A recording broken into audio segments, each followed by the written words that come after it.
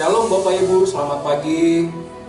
Kita semuanya harus tetap semangat dalam lindungan Tuhan, dalam kasih-Nya. Amin. Amin. Baik, kita masih tetap dalam ibadah online. Ada satu pengumuman, yaitu pada tanggal 31 Desember nanti kita tetap mengadakan acara tutup tahun. Dan nanti juga itu akan dalam online. Nah, nanti ibadah online kita tanggal 31, nanti kita akan bergabung sama-sama dengan induk kita, Gia GNR, dan rencananya itu akan dimulai pukul 7. Jadi nanti mungkin jam 7 malam. Jadi nanti mungkin sebelum jam 7 nanti seperti biasa akan diberikan linknya dan Bapak Ibu bisa mengakses sama-sama untuk mengikuti ibadah online tutup tahun.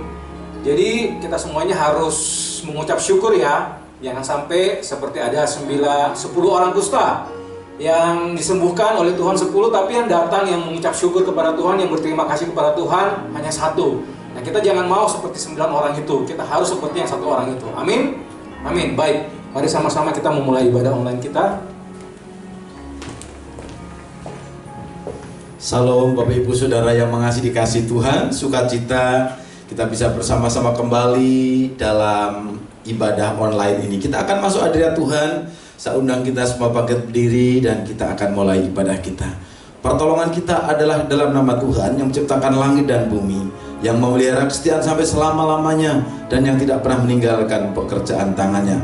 Kasih, karunia, dan damai sejahtera dari Bapa dan Tuhan Yesus dalam persekutuan Roh Kudus menyertai saudara sekalian. Amin. Silakan duduk kembali. Shalom, selamat pagi Bapak Ibu Jemaat yang dikasihi Tuhan Yesus. Bagaimana kabarnya? Saya percaya kalau Tuhan Yesus selalu menyertai kita. Amin. Selamat datang kembali di ibadah online GIA GNR dan GIA TPI GLS. Hari ini, pagi hari yang indah ini, kita akan memuji Tuhan. Amin. Kita akan bersorak-sorai memuji Dia dengan penuh sukacita di bulan yang bersuasana Natal ini. Mari kita naikkan pujian ini dari pulau dan benua, terdengar selalu terus.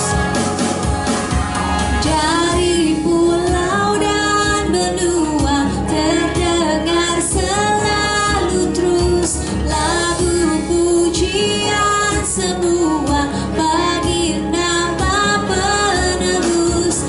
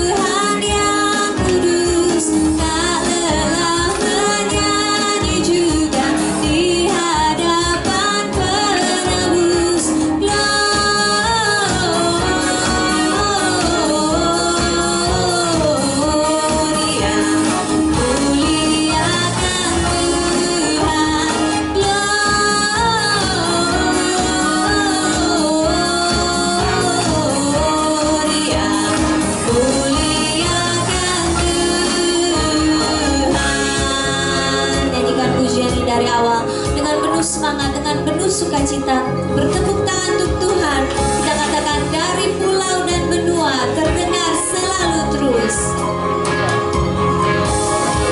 Dari pulau dan benua, terdengar selalu terus lagu pujian semua bagi nama penebus. Gloria.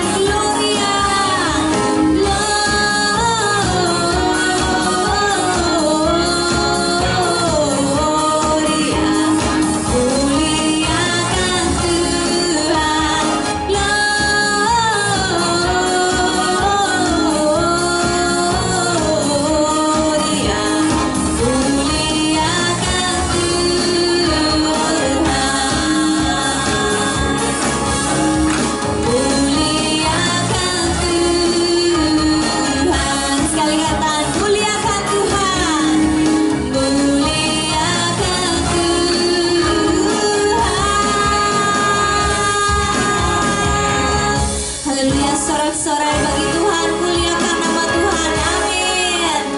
Haleluya.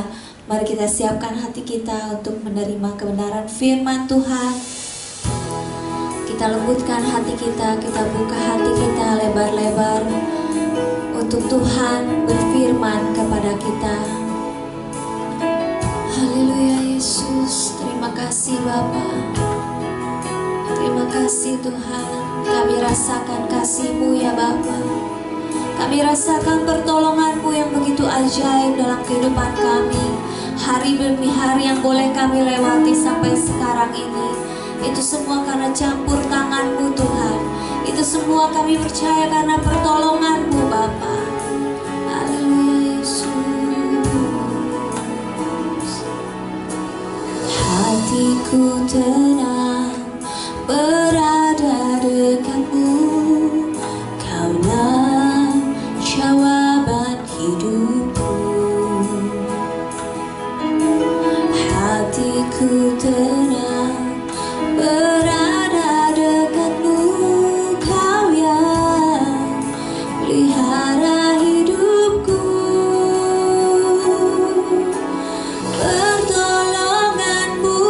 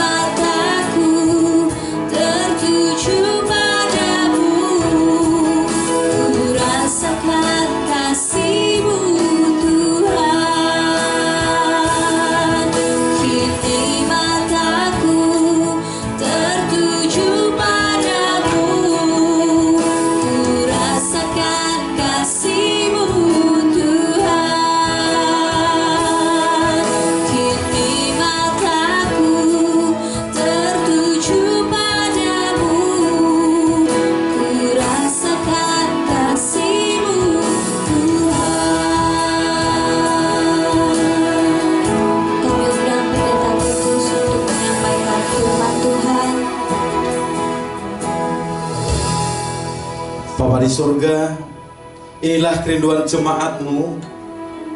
Kami mau makan firman Tuhan dan menyelesaikan sampai habis. Terima kasih Tuhan. Kami perlu Roh Kudus agar kami mampu melakukan firman itu dengan finishing well untuk pemulihan dalam setiap bagian hidup kami. Berbicaralah kepada kami Bapa, kami siap mendengarnya dan mampukan kami untuk melakukannya dalam nama Tuhan Yesus. Haleluya. Amin. Salam Bapak Ibu Saudara kasih Tuhan. Dalam hukum berkat, dua hal ini bisa mana saja terjadi.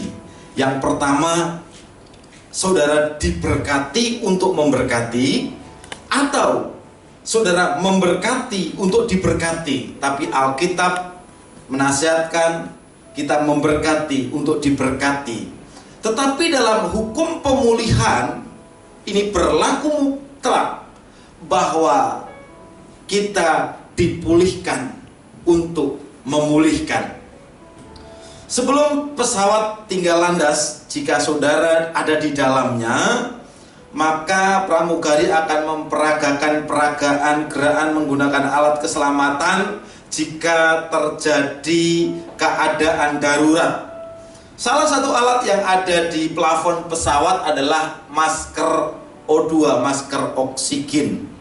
Nah, jika kebetulan saudara mengadakan perjalanan naik pesawat ini dan mengajak anak balita dan tiba-tiba di ketinggian udara itu pesawat mengalami hampa udara, kekurangan O2, kemudian pramugari akan ambil corong speaker supaya setiap penumpang mengambil masker oksigen. Kalau saudara ada bersama dengan suami, ada bersama dengan anak, dan ada instruksi seperti itu, siapa dulu yang akan saudara tolong pertama kali? Anak saudara atau saudara sendiri? Orang berpikir tolong anak dulu, tetapi dalam hukum penerbangan tidak seperti itu. Anda diharuskan menolong diri sendiri, sehingga ketika Anda punya oksigen, Anda punya power, dan Anda bisa menolong orang lain. Kebanyakan yang terjadi, kenapa hukum ini dibuat? Karena orang maunya cohosim, maunya berbuat baik, nolong orang lain, yang mau ditolong tidak tertolong, dirinya juga tidak tertolong. Jadi ada yang mengatakan help yourself agar bisa menolong orang lain. Oleh karena itu, judul khotbah kali ini adalah dipulihkan untuk memulihkan. Karena tidak konsentrasi dan tidak ikut manual book, teman saya ini memiliki pengalaman mengisi mobil kijangnya yang berbahan bakar bensin dengan solar. Pasca pengisian salah BBM, bodi mobilnya masih utuh, mesinnya masih utuh, tetapi ini adalah kesalahan fatal yang mengakibatkan sistem pembakaran mobil mesin ini menjadi rusak, mobil tidak berjalan dan harus turun mesin. Untuk mendapatkan mobil ini hidup kembali, tenaganya pulih kembali, harus turun mesin. Ketika saya bertanya, kenapa mobil bensin kamu isi solar? Jawabnya adalah karena kebiasaan pakai mobil diesel, sehingga pada saat isi BBM ia tidak sadar. Seperti itulah awal mula gambaran kerusakan hidup manusia. Manusia rusak karena salah isi BBM. Ini bukan bahan bakar minyak, tapi bahan bakar makanan. Padahal Tuhan sudah kasih manual book di Kejadian 2 ayat 9 mengatakan, lalu Tuhan Allah menumbuhkan berbagai-bagai pohon dari bumi yang menarik dan yang baik untuk dimakan buahnya, dan pohon kehidupan di tengah-tengah taman itu seperti pohon pengetahuan tentang yang baik dan yang jahat. Jadi ada 3 pohon, pohon dari bumi, pohon kehidupan, serta pohon pengetahuan tentang yang baik dan yang jahat. Ayat 16 mengatakan, Lalu Tuhan Allah memberi perintah ini kepada manusia. Ini sebagai manual booknya, buku instruksinya. Semua pohon dalam taman ini boleh kau makan buahnya dengan bebas. Tetapi pohon pengetahuan yang baik dan jahat itu janganlah kau makan buahnya, sebab pada hari engkau memakannya pastilah engkau mati. BBM, bahan-bahan makanan untuk tubuh ini adalah buah-buahan yang tumbuh dari tanah. BBM untuk roh adalah dari pohon kehidupan, yaitu Tuhan itu sendiri. BBM untuk jiwa apa? Dipesankan di ayat yang ke-17. Tetapi pohon pengetahuan tentang yang baik dan yang jahat itu janganlah kau makan buahnya, sebab pada hari engkau memakan pastilah engkau mati. Kalau kamu makan itu berarti seperti mobil BBM bensin kamu isi dengan solar, turun mesin.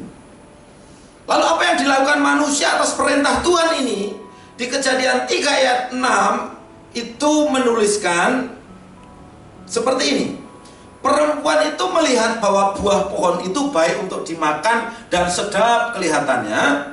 Lagi pula pohon itu menarik hati karena memberi pengertian. Pengertian ini bicara tentang pikiran, perasaan, dan kehendak. Ini bicara tentang jiwa. Lalu ia mengambil dari buahnya dan dimakannya, dan diberikan juga kepada suaminya yang bersama-sama dengan dia, dan suaminya pun memakannya. Disinilah manusia salah isi BBM. Mesin pikiran kita itu harusnya diisi dengan perasaan dan perasaan Kristus, tapi diisi dengan pikiran dan perasaan si ular tua yang mewakili pribadi iblis itu. Atas kesalahan isi BBM ini, manusia tidak berubah jadi sunggokong atau jadi genderuwo. Fisiknya masih tetap manusia, masih punya jiwa, tetapi jadi rusak. Dan hidup mesinnya yang seharusnya eternal life, jadi manusia ini usianya terbatas. Nah, kerusakan yang diakibatkan dari isi BBM ini ialah, maaf saya pakai istilah BBM supaya kita gampang nangkep, jadi bahan bakar makanan, saya pakai seperti itu. Kerusakan yang diakibatkan dari isi BBM ini ialah, satu, rumah tangga jadi retak, saling menyalahkan. Kejadian 3 ayat 12 ini untuk pertama kalinya seorang suami menyalahkan istrinya.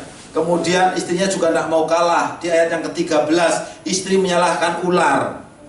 Kemudian yang kedua, akibat salah isi BBM, salah makan buah tadi, apa yang terjadi? Ekonomi jadi rusak. 3 ayat 17 mengatakan tanah dikutuk dan manusia harus bersusah payah mengolahnya. Dulu dari bumi dipindahkan ke Taman Eden untuk mengelolanya, sekarang harus mengolah dan bersusah payah.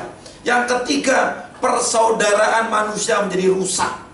Adam dan Hawa punya anak, mosok di bumi ini baru 4 orang isinya. Kain ini membunuh adiknya, jadi itu orang yang terbanyak membunuh 1/4 isi dunia, karena jumlahnya baru 4 waktu itu. Kemudian kesehatan manusia menjadi menurun. Ayat 19, manusia harus berpeluh kecapean dan mengalami kematian secara fisik.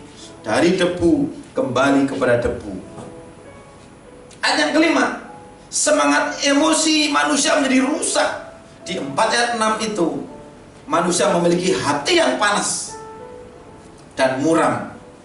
Itu ketika Tuhan memandang wajah Kain setelah membunuh Habil. Tetapi rencana Tuhan untuk keselamatan manusia tidak pernah gagal. Tuhan menjanjikan pemulihan keselamatan bagi manusia untuk kembali kepada fitrah semula, pada gambar dan rupa Allah. Tertulis pada Kejadian 3 ayat 15, aku akan mengadakan permusuhan antara engkau dan perempuan ini, antara keturunanmu dan keturunannya. Keturunannya akan meremukkan kepalamu dan engkau akan meremukkan tumitnya. Ini nubuatan pemulihan manusia, keselamatan manusia. Apa yang terjadi? Dosa atau ketidaktaatan kepada Tuhan itu terus berkembang biak sampai terdengar di langit. Sampai akhirnya terus di perjalanan ke depan, pada akhirnya Tuhan memanggil Yakub untuk dipulihkan supaya menjadi teladan pertobatan bagi seluruh dunia. Nah, untuk kali ini saya akan banyak berbicara tentang Yakub dan Israel sebagai orang yang mengalami metamorfosa dari sifat ulat menjadi kepompong. Dan tiba saatnya sebuah penyelamatan yang sempurna itu datang ketika Allah turun ke dunia dalam rupa manusia. Karena ini dalam rangka Natal, maka ini harus disampaikan bahwa kelahiran Yesus Kristus itu adalah pemulihan bagi keturunan Yakub. Sengaja saya membedakan antara Yakub dan Israel, sekalipun orangnya sama, ini mewakili orang-orang yang harus dipulihkan. Jadi kalau kita melihat bahwa Yakub itu artinya cerdik atau penipu ulung yang menipu. Kemudian Israel itu artinya yang bergumul melawan Allah dan manusia, dan Allah memberkatinya. Jadi kelahiran Yesus Kristus itu adalah pemulihan bagi keturunan Yakub. Kemudian Yakub mewakili kehidupan orang-orang yang pandai, orang yang cerdas. Dia bukan hanya lihai tetapi punya kejelekannya, ada likiat, tipu sana tipu sini, licik. Di mana ia menipu? 27 ayat 24, ia menipu kakak dan ayahnya. Coba, Tuhan juga mau dihajar juga sama dia. Kemudian kalau kita bicara Israel, Israel itu mewakili orang-orang yang telah dipulihkan hatinya dan berserah kepada Tuhan. Setelah mengalami encounter di sungai Yabok di Kejadian 32 ayat 5 itu, maka hati Yakub diubahkan dari orang yang suka mengandalkan kekuatan diri sendiri, kemudian dia berserah kepada Tuhan. Kejadian 32 ayat 28 itu mengatakan, lalu kata orang itu, namamu tidak akan disebutkan lagi Yakub. Yakub itu artinya cerdik atau penipu ulung yang menipu, dan tetapi Israel, yang artinya yang bergumul melawan Allah dan manusia, dan Tuhan memberkatinya. Sebab engkau telah bergumul melawan Allah dan manusia, dan engkau menang. Nah, Bapak Ibu sudah kasih Tuhan, kita melihat di sini kehidupan Yakub sebelum dia mengalami encounter, perjumpaan secara khusus dengan Tuhan. Kemudian sebelum dia berserah, dia modelnya seperti orang yang menyerah. Berserah itu benar-benar dia taat, dia sudah 100% berserah. Tapi kalau menyerah itu biasanya dalam istilah peperangan. Jadi beberapa kali Yakub ini menyerah. Jadi ketika ada kesempatan maka dia akan menyerang lagi.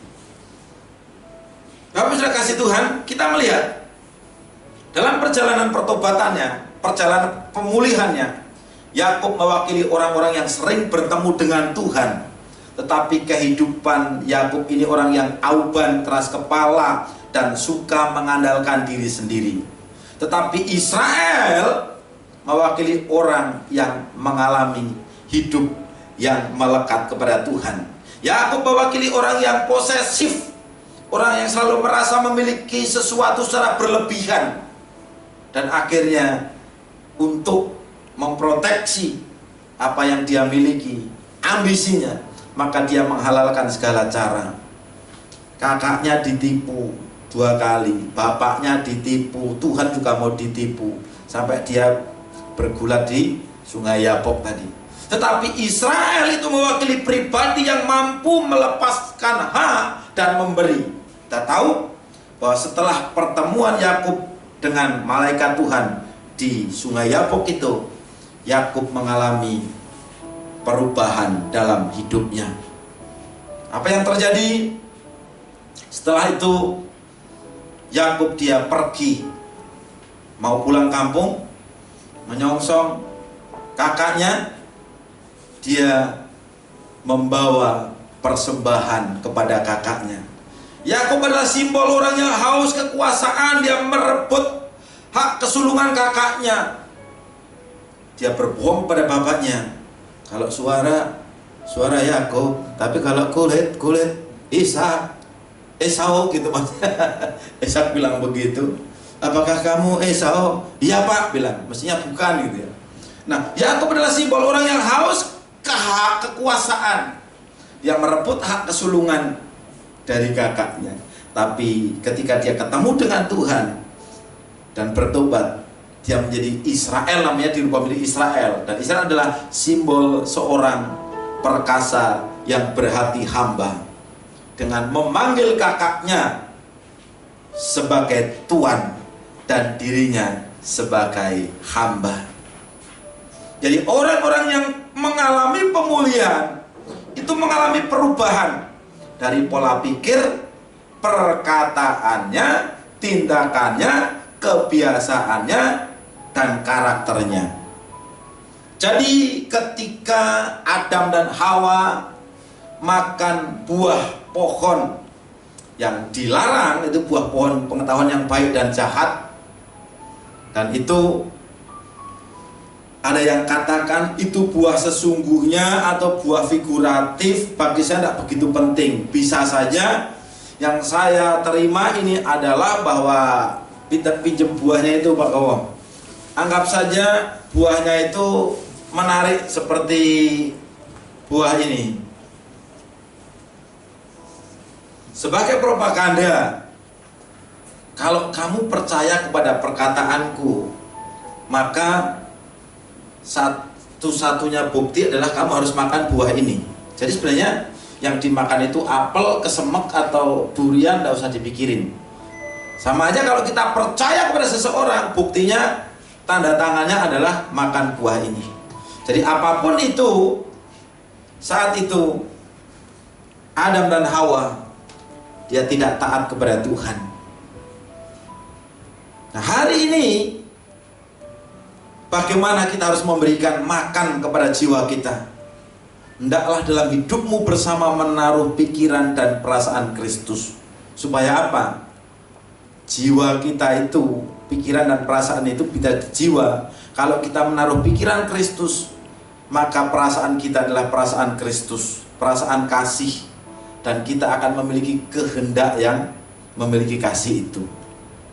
Sampai kepada kesempurnaannya ditarik ke depan. Kita melihat gambaran seorang wanita sederhana yang memiliki hati yang dipulihkan. Di Yerusalem, di daerah-daerah sekitarnya banyak wanita-wanita yang lebih keren dari Maria barangkali. Tetapi anugerah Bapa jatuh kepada Maria. Dan saat itu Maria mau dipakai oleh Tuhan untuk memulihkan keturunan Yakub. Kenapa keturunan Yakub? Karena tanda kutip Israel tadi, begitu tambah banyak keturunannya,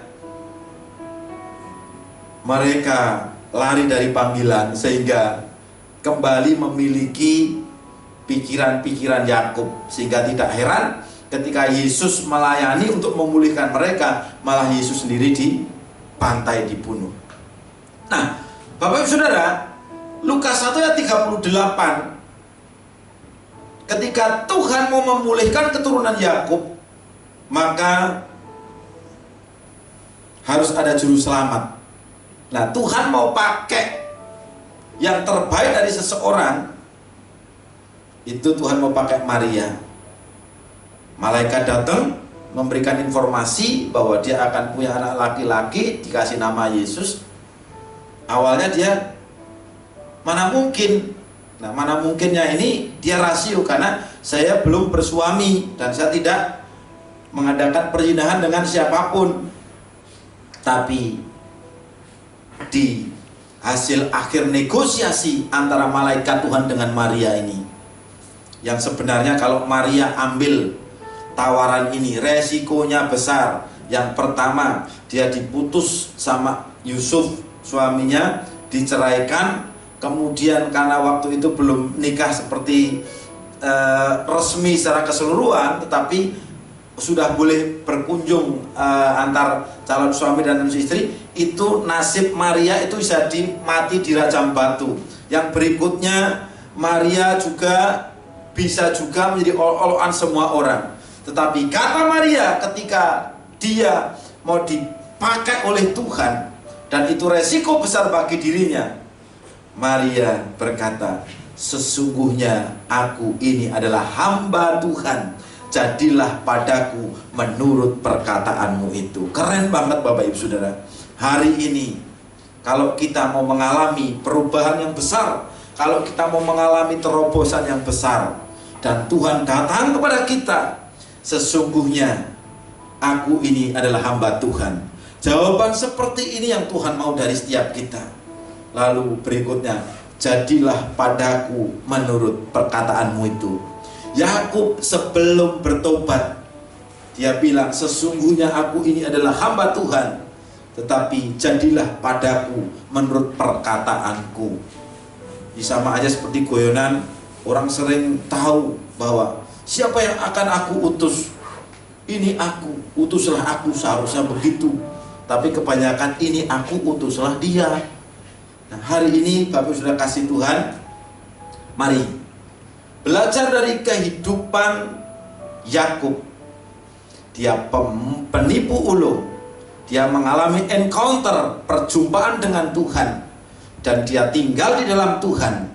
Maka pertemuan secara pribadi dengan Tuhan dan tinggal di dalam Tuhan, itu yang mengubah pola pikir Yakub, sehingga dia bukan menjadi orang yang menyerah, bukan orang yang selalu katakan terserah, tapi dia benar-benar berserah kepada Tuhan, dan hidupnya dirubahkan.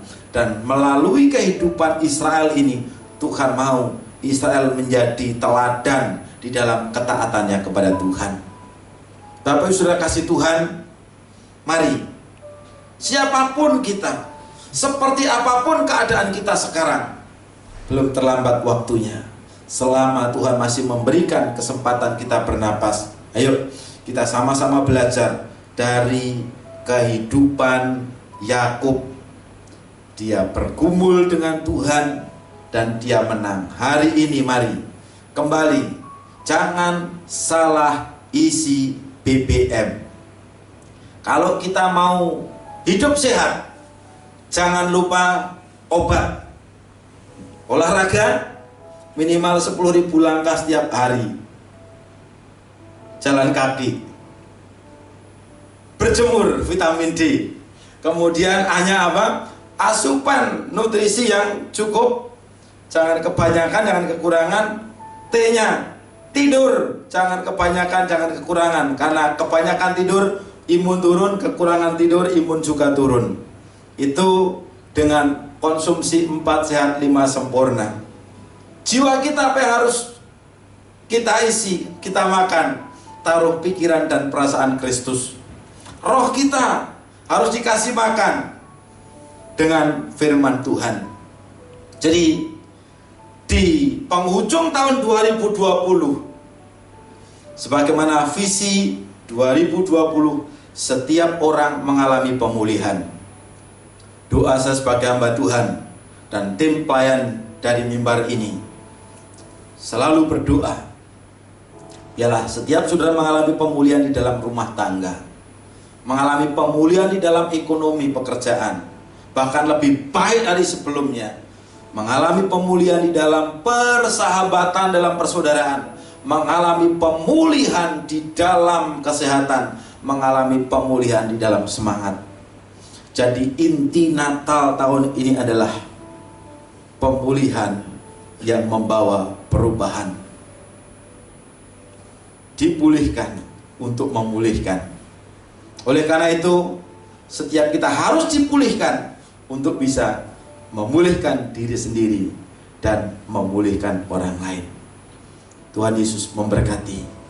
Mari kita akan menerima persekutuan dengan tubuh dan darah Yesus sebagai kesempurnaan dari pemulihan kita. Dan Alkitab berkata, persekutuan dengan tubuh dan darah Yesus ini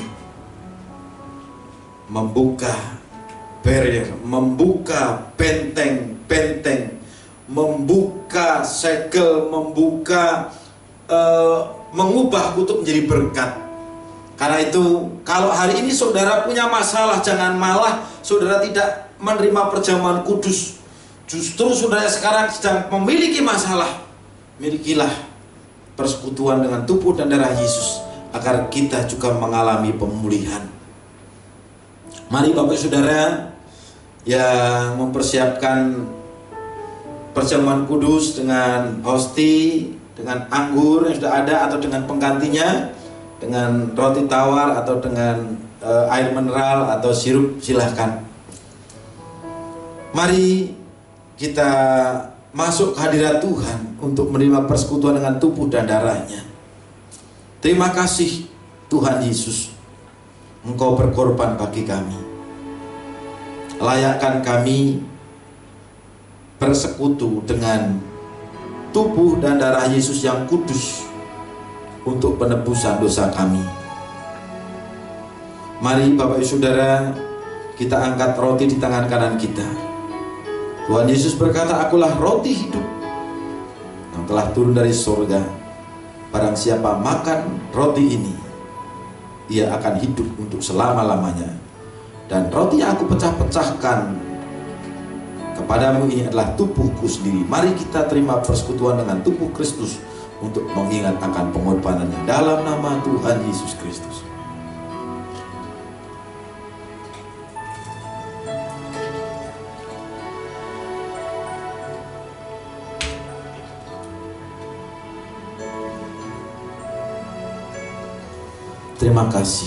Terima kasih Tuhan Yesus.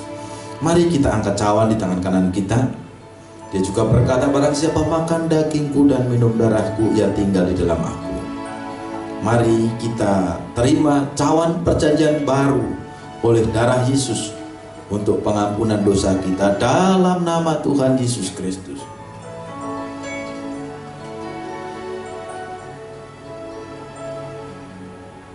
Terima kasih Tuhan Yesus.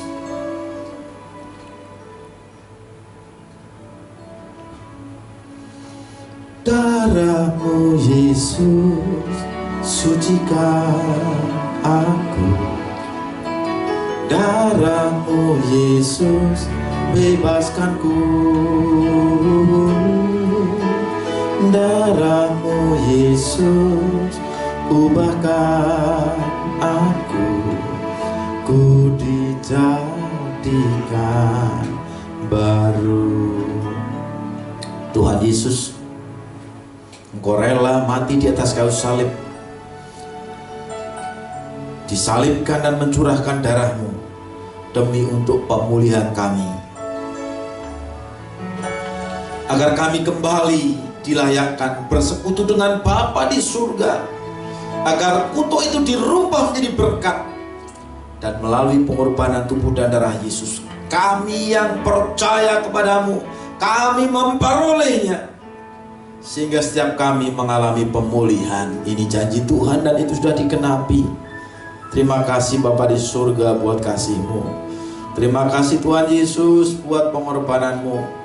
Terima kasih Roh Kudus buat peneguhan, penguatan dan penghiburan-Mu. Terima kasih Tuhan. Tiada henti-hentinya kami mengucap syukur sepanjang tahun 2020. Di masa pandemi COVID-19 ini yang mengancam setiap kami, dimanapun dan kapanpun kami berada. Kalau hari ini kami masih ada ya Tuhan, semua adalah kasih karunia Tuhan. Dan biarlah hidup ini hanya untuk kemuliaan nama Tuhan. Kami menyadari hidup ini bukan milik kami lagi, tetapi Kristus yang hidup di dalam kami. Biarlah pemulihan hidup kami dalam segala hal ini melayakkan kami untuk melayani Tuhan, untuk kami menyembah Tuhan, untuk kami mengambil bagian di dalam karya Tuhan di muka bumi ini. Pakai kami ya Bapa untuk memberitakan kabar baik kepada orang-orang yang mereka masih terbelenggu. Urapi setiap kami untuk kami mampu bisa memberitakan kabar sukacita. Terima kasih Tuhan Yesus. Dan kami mengimani kalau Tuhan Yesus sudah menyelamatkan kami, maka Tuhan menghendaki agar kami menyelamatkan orang lain melalui kehidupan kami. Terima kasih Bapa di surga. Kami terima pemulihan-Mu dalam nama Tuhan Yesus Kristus. Haleluya. Amin. Bapak Ibu yang kasih Tuhan, sekali lagi saya undang kita bangkit berdiri. Kita akan mengakhiri pertemuan ibadah online pada hari ini.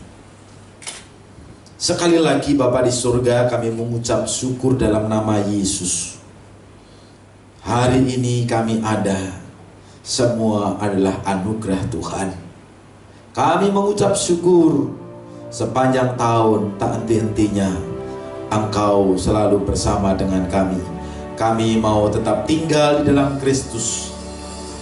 Sebagaimana carang pokok anggur yang menerima asupan setiap nutrisi dari pokok anggur, dan biarlah itu kehidupan kami di dalam Kristus.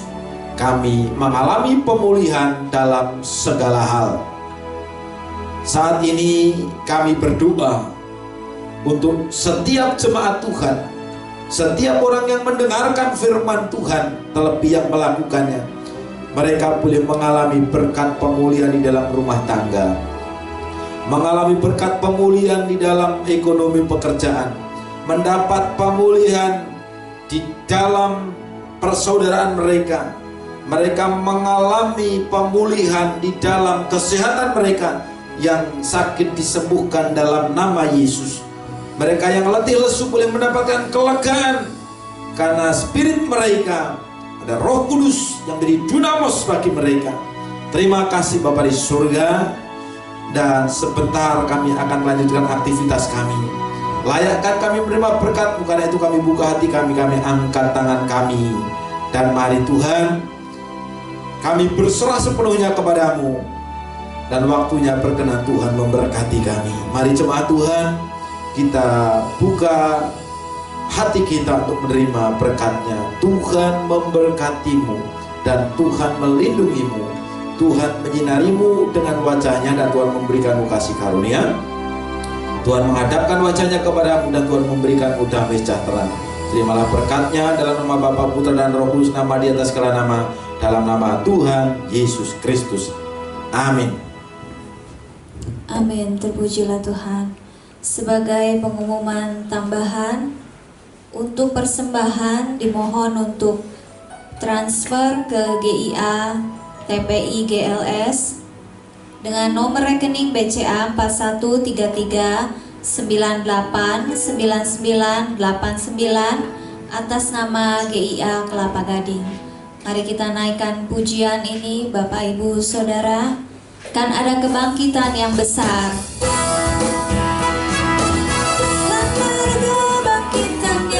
Besar, karena pemulihan di negeri kami, karena kebangkitan yang besar, yang berseru kepada Yesus, yang berseru kepada Yesus, yang berseru kepada Yesus diselamatkan. Selesai, mari kita bersaat teduh sejenak. Selamat hari Minggu, Tuhan Yesus memberkati.